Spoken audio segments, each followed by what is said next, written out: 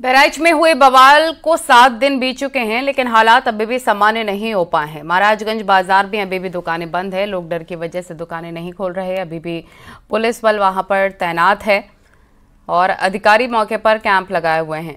News 18 संवाददाता अखिलेश कुमार की ground report देखिए।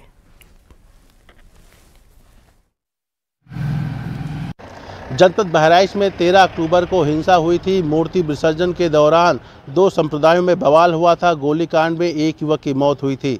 हम इस वक्त उसी बाजार में मौजूद हैं और हिंसा के 7 दिन बाद अब बाजार की स्थितियां देख सकते हैं। यहां पे दुकानें बंद हैं, हालांकि आवागमन शुरू कर दिया गया है। पुलिस बल अभी भी तैनात है। हिंसा के तुरंत बाद इस बाजार को छावनी में तब्दील कर दिया गया था, लेकिन उसके बावजूद भी लोग अभी भी दुकान नहीं खोल रहे हैं। लोग घर में हैं और आप मेरे पीछे देख सकते हैं कि ये फायर सर्विस की गाड़ी भी तैनात है। अभी बता दूं, यहाँ पे कई ज़िले के जो एडिशनल एसपी हैं, सीओ हैं और फोर्स है, वो भी तैनात है। तो तस्वीरें ये बयां करती हैं कि बहराइच के महाराजगंज बाज़ार में जहाँ हिंसा हुई थी, वहाँ की स्थितियाँ क्या हैं। अखिलेश कुमार, न्यूज़ 18 बहराइच। और बरेली में सड़क किनारे भारी तादाद में सरकारी दवाइयां मिली हैं और झाड़ियों में मिली इन दवाइयों में बच्चों की खांसी के सिरप मिले हैं। और मामला बिथरी चैनपुर थाना क्षेत्र का है। दवाइयां महाराजा अग्रसेन कॉलेज के पास झाड़ियों में मिली। खास बात यह कि इन दवाओं में कोई भी एक्सपायरी दवा नहीं है।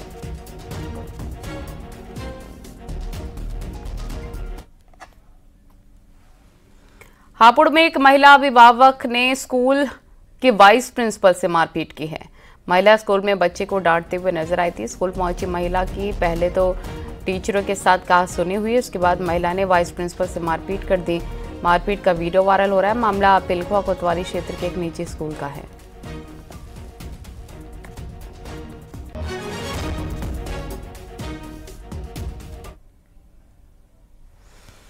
प्रतापगढ़ में 24 साल के एक लड़की का शव खेत में पड़ा मिला है। घटना कोतवाली देहात इलाके की परिजनों ने हत्या कर शव फेंक के जाने का आरोप लगाया है।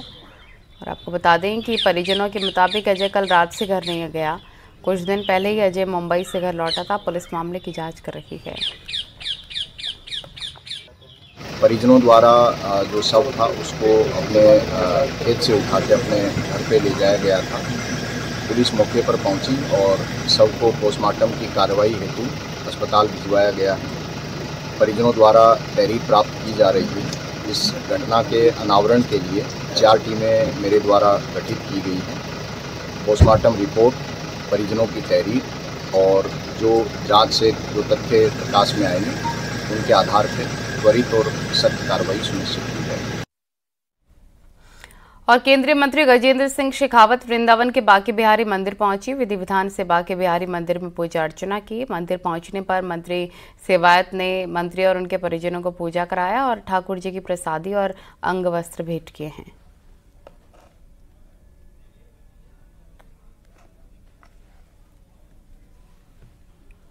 खबर हापुड़ से, जहां सांप ने एक ही परिवार के 3 लोगों को डस लिया। सांप के डसने से 2 लोगों की मौत हो गई। बहादुरगढ़ थाना क्षेत्र के सदरपुर गांव की घटना है।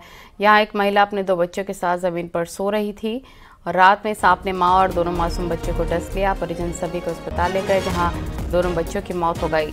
महिला की हालत नाजुक है। बच्चों सांप ने काटा है। अच्छा, अब क्या हुआ? अब इनको दिखाया, अब ये खत्म है। ये सबने मना कर दी, जहाँ इलाज दिखा रहे हैं। मथुरा के थाना छाता के गांव नगला बिरजा में जमीन विवाद को लेकर सगे भाइयों के बीच खूनी संघर्ष हो गया है, जिसमें बड़े भाई और उसके लड़कों ने मिलकर छोटे भाई, उनकी बेटी और बेटे पर लाठी डंडे और फरसे से हमला किया। इस हमले में तीनों गंभीर रूप से घायल हो गए। इन्हें इलाज के लिए CHC पहुंचाया गया। बताया जा रहा है कि दीवार को लेकर विवाद हुआ था। आरोप के मुताबिक बड़ा भाई छोटे भाई के घर की तरफ दीवार बढ़ा रहा था। जब उसने मना किया तो उसने लड़कों को लेकर छोटे भाई के घर में घुसकर बुरी तरह से मारपीट की। पीड़ित ने थाने में लिखित शिकायत दर्ज कराई है।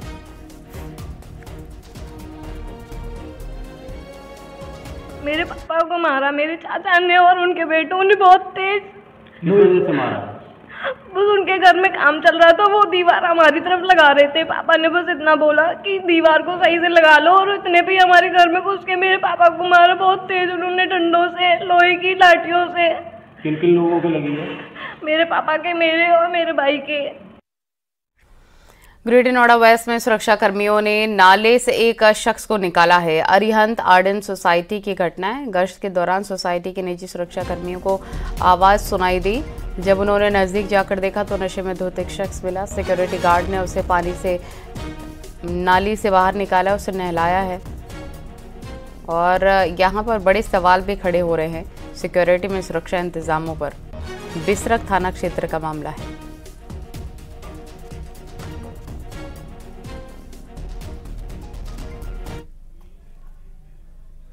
गाजियाबाद में कुछ लोगों ने एक फल दुकानदार की हत्या कर दी। लोनी बॉर्डर के थाना के आर्य नगर कॉलोनी की पूरी घटना बताई जा रही है।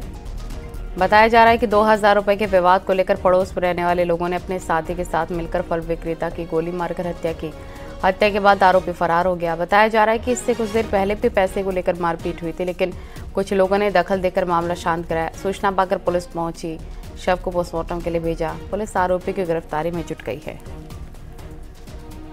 आज दिनांक 20/10/2024 को थाना क्षेत्र लोनी बॉर्डर के नाईपुरा क्षेत्र में पुलिस को सूचना प्राप्त हुई कि मुशर्रफ नामक व्यक्ति को गोली लगी है। पुलिस द्वारा तत्काल मौके पर पहुंचकर उक्त व्यक्ति को अस्पताल भिजवाया गया, जहां डॉक्टरों द्वारा उसको मृत घोषित कर दिया गया। प्रारंभिक पूछताछ में ये बात प्रकाश में आई है कि गजेंद्र उर्फ गज्जू के द्वारा, जो कि नाईपुरा क्षेत्र का ही रहने वाला है, उक्त व्यक्ति को गोली मारी गई है। पुलिस द्वारा तत्काल तहरीर प्राप्त कर अभियोग पंजीकृत कर लिया गया है। अभियुक्त की गिरफ्तारी के लिए दबिश दी जा रही है एवं अन्य विधिक कार्रवाई की जा रही है। त्योहारों के मद्देनजर खाद्य पदार्थों को लेकर खाद्य सुरक्षा विभाग के अलावा पुलिस भी सक्रिय है। इसी कड़ी में रायबरेली के सलोन थाना इलाके में हुई पुलिस ने छापेमारी कर 70 किलो नकली पनीर बरामद किया। पुलिस ने पनीर फैक्ट्री से 40 बोरी सिंथेटिक मिल्क भी बरामद किया। पुलिस को सूचना मिली थी कि ख्वाजापुर में नकली पनीर बनाने की फैक्ट्री चल रही थी और इसके बाद सीओ ने यहां पर छापेमारी की। पुलिस ने वहां से बरामद सभी सामान जब्त कर लिए हैं और एक व्यक्ति को हिरासत में भी लिया है। पनीर और दूध के सैंपल जांच के लिए भेज दिए गए हैं।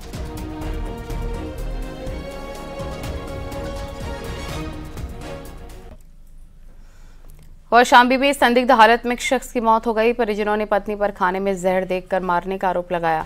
घटना कड़ाधाम थाना क्षेत्र के लाल बहादुर शास्त्री नगर की है। मृतक के भाई के मुताबिक भाई और भाभी के बीच झगड़ा था। भाभी ने भाई को खाने में जहर दे दिया। घटना के बाद सभी जो भाभी है वो घर छोड़कर फरार हो गई है। पुलिस मामले की जांच कर रही है। मेरे भाई भाभी में कल रात में झगड़ा हुआ, जिसमें से मेरी भाभी मेरे भाई के खाने में जहर देकर फरार हो गई। जब हम लेके उनको अपने भैया को हॉस्पिटल गए तो हॉस्पिटल में उनकी डेथ हो गई। उनको पहले देवीगंज सरकारी हॉस्पिटल से रिफ़र हुआ मंझनपुर से रिफ़र हुआ हमारा इलाहाबाद। आधे रास्ते में मौत हो गई।